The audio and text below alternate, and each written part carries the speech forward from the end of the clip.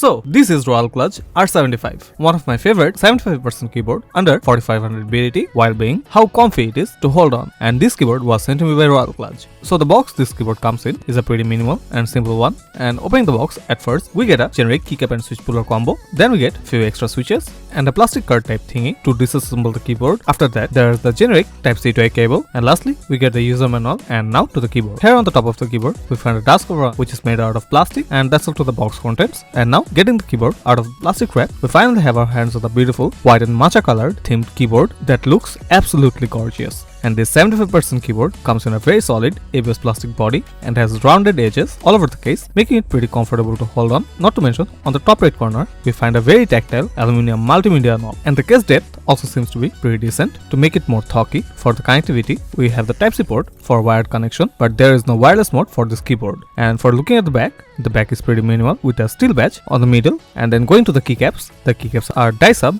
MDF profile keycaps, which can be new to some, but they are super comfortable to type on. And the switches this keyboard comes in are RK Speed Silver switch, which is a linear and gaming centric switch, and the PCB seems to have 5-pin hot swap with north facing LED, and not to mention the steps are pretty well balanced, and the board is also properly gasket mounted with silicone gasket jackets. Overall, I'm really loving the board for the price it comes in, with a unique touch to it, and more about it in my full review. And now here's a quick sound test.